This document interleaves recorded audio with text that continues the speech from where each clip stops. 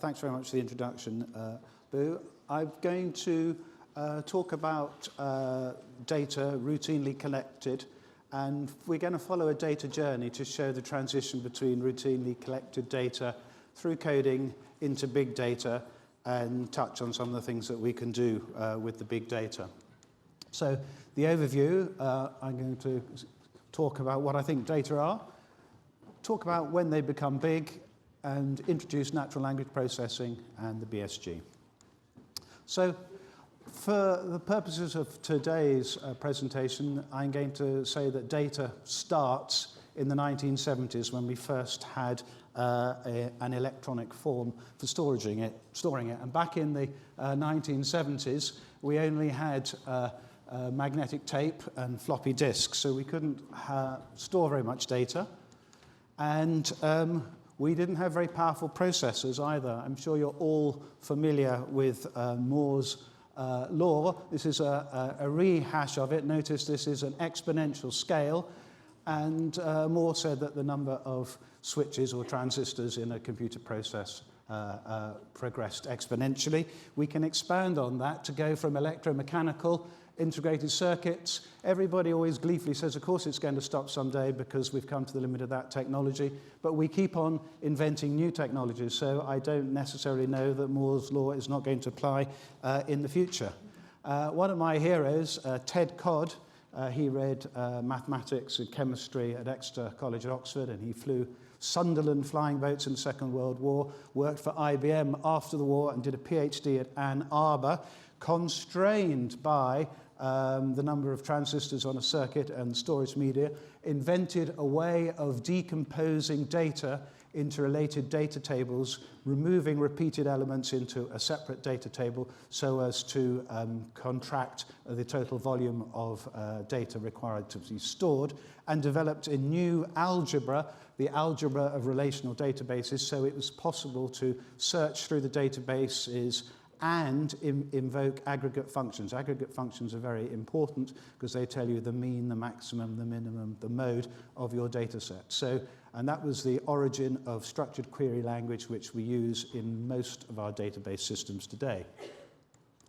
But we don't think in SQL or relational data tables. Humans think and communicate in unstructured data, and we express emotion and sentiment by the way we communicate. It would be quite tricky to ask a computer to say, what's that slide all about? But we all know in this audience today that we're medical. We know that I'm medical, and you can probably guess that's my appalling handwriting from someone's medical records. And this patient probably is a woman with autoimmune liver disease. We know that, and it takes me a second to scribble that. And it takes me a few seconds to write that or speak that for my secretary to transcribe. That is the natural way in which we think and communicate. So, because of that, the world has now filled, the global data sphere has filled with sounds, pictures, videos. Only a small amount has gone through this rather specialized process of changing real world situations into structured data. And in the context of medicine, we have all of these things which are in medical records, electronic or paper, which don't necessarily yet have any meaning ascribed to them. And if you're interested in the largest database on the planet, it's quite large compared with the amount of data that's stored everywhere else in the rest of the world. So, because we were constrained originally by the rules that Codd defined, employees in many organisms spend a huge amount of time taking real-world scenarios and breaking them down into structured data and normalized data tables. And a thing that was talked about for years and is still talked about a lot, but in the future may be less relevant, we have to know how to speak to each other. Computers have to talk to each other. So we've invented all of these codes. A simple code, 3 or 4 hieroglyphics, can mean a complete 100 pages of someone's medical record. They have cholecystitis, they have pancreatic cancer. There is a number for that, which means or is distilled from a huge amount of clinical data to extract those numbers. And again, healthcare professionals spend a huge amount of time changing real-world scenarios into these numbers so they can fit into a relational database. So I thought I'd show you an imaginary journey. These two patients gave permission for their story to be shared with you today. So the first patient has a fecal occult blood or a fit positive stool test and has a bowel cancer screening colonoscopy. That's me, that's my nurse Avril there. And as a result of the procedure, we find lots of polyps in the patient's bowel, and Avril puts into a structured database drop-down boxes, tick boxes, code for everything that was found. In a separate system, that's why we have two PCs next door to each other, I do exactly the same thing. I put the same clinical scenario into a different database system. And an extract from that goes to a third database system. Here, the languages come together. The language in that one is different from the language in this one, but this one is able to, all other systems can speak a language which goes into that one. The notes leave the department, and you follow them to a little porter cabin at the back of Gloucester Hospital, and you'll find all these people sitting here with all these PCs, and they go through the notes for the procedure I've just done, and they put in all these codes for everything that I have found, and they put in all these comorbidities that they find, and the computer, a grouper, tells us that that's an HRG FZ24H. That's got nothing to do with the clinical scenario, me, the patient, the GP. It's to tell the commissioners how much they need to pay us for this procedure. The patient has a brother who's lucky to be insured or unlucky to be insured and has the procedure at a private hospital. The brother's got lots of polyps as well. And here, all the data is entered into a structured database with tick boxes and drop-downs. And from this database, a subset then goes to the NED database into the national language for endoscopy. Go to the business office, and here the girls in the business office, we now discover a completely different set of numbers that describe this. And because it's a private patient, we discover ultimately that it's an H2002 that goes to Aviva to pay up. And we send the information to FIN, the Private Healthcare Information Network, to discover that Professor Brown has done yet another colonoscopy, but at least he's found lots of polyps this time, and there have been no complications, so that's jolly good for him. So we have two brothers who have got colonic polyps, and actually one of them we think has turned out to have a carcinoma in one of those polyps. So we go to the consensus MDT meeting. We have here my colleagues who will do the operation to cure you. And here we have the pathologist and radiologist. These brains sit in kennels all day long, and this one looks at a microscope slide to turn the information into medical information so we know what to do. And the radiologist looks at least it's a digital image these days, looks at that and tells us what that shows so we can plan the forward care. But they put their reports in free text. There is no drop-down box, no tick list. This is free text. And so we need, as humans, to come together to discuss this to understand what it means. Avril has to go back to the BCS computer. Now we know what all the polyps were histopathologically, and go back into the database to tell it whether they were adenomas, sessile serrated lesions, or whatever. Mr. Cook does the operation, and in his lunch hour, he puts in all the details of the operation, the radiology, into a different database system with different codes. Why does he do that? Because he looks around with a cheesy grin and says, do you know, Gloucester Hospital does more colorectal surgery than any other hospital in the nation, and we're as good as anyone else. That's his carrot. So what happens to the notes after this? And they've been to our coders, and we've got HRGs. Well, you can follow to a bigger porter cabin this time in Cheltenham, and the information ends up here. And that's what an HRG code looks like. So this, it's about 300 columns, And these are all the codes which are then distilled from the original coders and other bits of information in the hospital record, which will then be fed out, so we get paid for it, and so the episode gets entered in the hospital episode statistics. So our coders are coding 14,000 inpatients a month, 70,000 outpatients a month, 15,000 emergency attendances a month. And from there, that's the first group of coders I showed. It goes to business intelligence, where this is then processed, and these groupers confirm that the HRG is correct from the OPCS and the ICD, and the information then goes to secondary use services, having removed or pseudonymized the NHS number and stripped the HRG. We cannot tell the commissioners how much they owe us. We can only send out the information.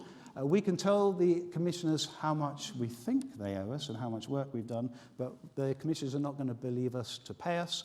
Business intelligence will identify the cancers and send it to the cancer registry. This office will apply local business rules to the costing, but the information goes out to the secondary use services. And who suddenly appears? Well, the commissioners are told how much they owe us by an independent organisation. The NHS has created all this infrastructure, information systems, have all these clinicians and data analysts putting data, but who decides on what the bill is? Civic Islam, an independent company.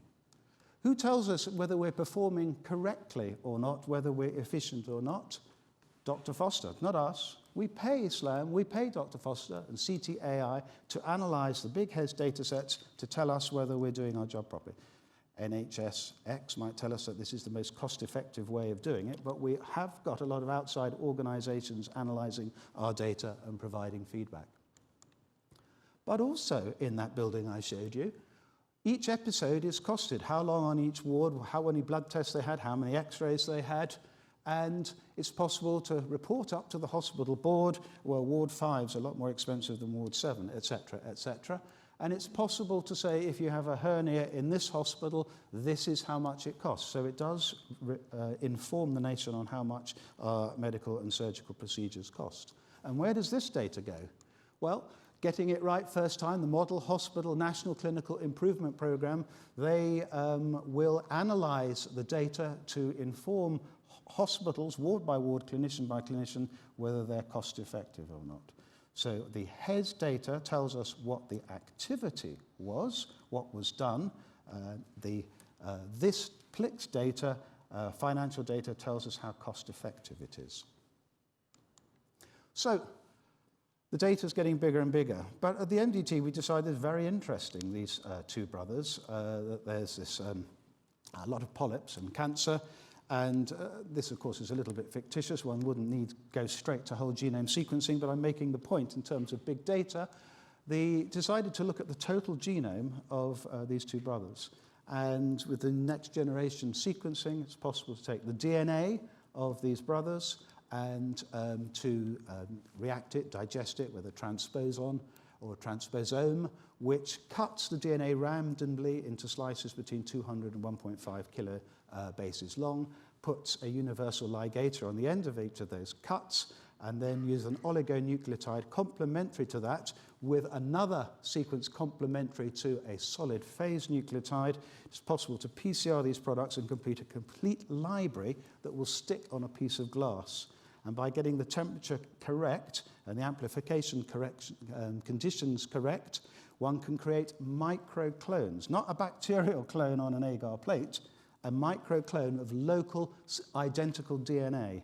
And then one can perform sequencing chemistry with fluorescent nucleotides, and after each cycle, take a picture of the glass plate, and after each cycle, each little microclone changes color as a new nucleotide is added.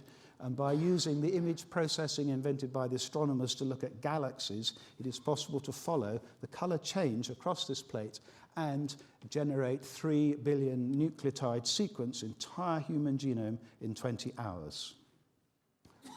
Those of you of my age who used to run sequencing gels and knew you were lucky if you got 200 nucleotides in a weekend, this is a very, very significant advance. So the two brothers have their entire genome analysed. And what's more, these genomes may be available for the rest of the world to look at as well. We have the technology to sequence every species on the planet and store it like this. When we have done that, how critical is it that creatures become extinct on this planet because the conditions are not right? We can try very hard to change the conditions to make species at risk of extinction survive, or we have an archive of every species on the planet. One day, I'm quite sure we will be able to remake anything from any sequence that is stored. And another thing just to touch on, we seen this, actually we saw this before, but this is in breast cancer, but AI can be trained to look at the digital image and be trained with a ground truth. This is breast cancer, this is not breast cancer. And we've touched today how these AI systems, and this is really the focus of this symposium, are able to analyze images. There's something really important to say here. This is done on 25,000 scans only. And the question is this breast cancer, is this not breast cancer?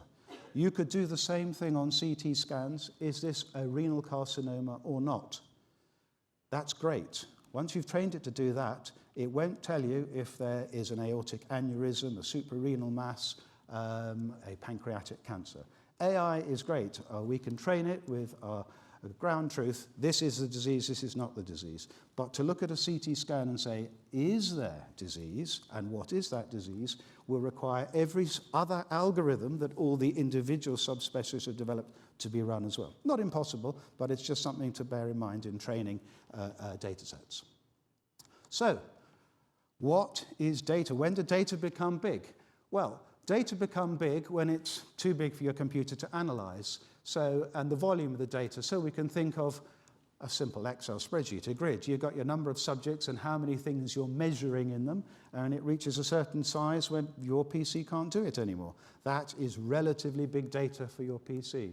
So when the volume of the data, or we need an answer every half second or every microsecond, the data cannot be processed in that time, or the variety, it may be structured data and unstructured data. It may need some artificial intelligence interpretation of images as well to provide all the data points for analysis. When these exceed our capacity, we've got big data.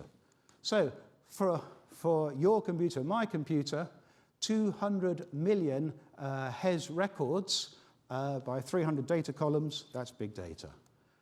20 million DNA sequences of 500 nucleotides each, aligning all those to work out what the overall DNA is, that's big data. Or 26,000, that's only going down 26,000 that way, but coming across by 5 megapixels for artificial intelligence deep neural network, that's big data. So big data analysis systems require multiple parallel processors, and data packages, in order for it to be transformed for the huge volume analysis, packages themselves may not be broken down into COD's normal forms. They may be aggregated and transferred across from processor to processor. So, well, let's look at what really is big data. The other day I went to the Swansea University sale. That's a computer there. That's a very big computer. In fact, it was almost as hard for an honorary professor to get in that building as it is for a fellow of the Royal College of Physicians to get into this building. There was a lot of security to get in. And they told me there that they have had a patient episode database since 1991. 85% of Welsh GP records are there. All hospital investigation results. They have 40 billion records there. And you can do a research project there by application, and 200 to 300 simultaneous data projects can be undertaken there. How do they analyze the data? Well, I showed you before that HES data is pseudonymized. It would need a very clever computer system to go to reverse engineer the pseudonymization process to get the original NHS number. So the sale data goes through that process, but then before you're allowed to look at it, it goes through a further encryption process. So you can look at all a patient's records with an encrypted identifier. If you can decrypt that, you get to this pseudonymized identifier, and you'd have to decrypt that to find out who they were. And there are different data warehouses which store the different records. So it's as secure as they can make it. But that's pretty big data. I spoke to the professor in charge of this, and he said ruefully, well, it's quite a big computer, this, but it's not the biggest computer. And he said that the biggest computer, the biggest weather computer in the world was going to be ours in the next few years' time. You might have seen it on the news. But the current Met Office computer performs 14,000 trillion calculations a second. It analyzes 215 billion weather observations a day, models the entire Earth's atmosphere in 10-kilometer grids. But when we spent our 1.2 billion, we will be the most powerful, have the most powerful weather computer in the world. It will analyze the Earth's atmosphere in 100-meter grids all over the Earth. Quite a computer. Right, let's change scale. Natural language processing, getting information out of natural language processing is neither AI nor big data. If you take, you might have seen these things in your computer, a GUID. A computer can generate a 128-bit random number in a pseudo-random number in a split second. 2 to the 128 is quite a big number. There are more atoms in a grain of sand than there are grains of sand on the planet. 2 to the 128 is bigger than the number of atoms in all of the grains of sand on the planet. It's a very big number. The chances of two of you truly at random choosing the same number, pretty well zero. That's why it's called a global, global, Microsoft call it global, the rest of the world call it universal unique identifier. These things can be generated in disparate databases. The databases can come together and you can be pretty sure you've not got that same GUID for two different records. Or we can invent a strong password without using the non-alphanumeric characters. Huge number, 62 to the n alphanumeric characters. We can generate huge diversity with our hieroglyphics, but there are only 170,000 combinations of hieroglyphics that make any sense to humans that speak English, and the average human has only a vocabulary of about 25,000 words. So, and 135 words account for 50% of what we say. This is not AI or big data to write algorithms that can read text.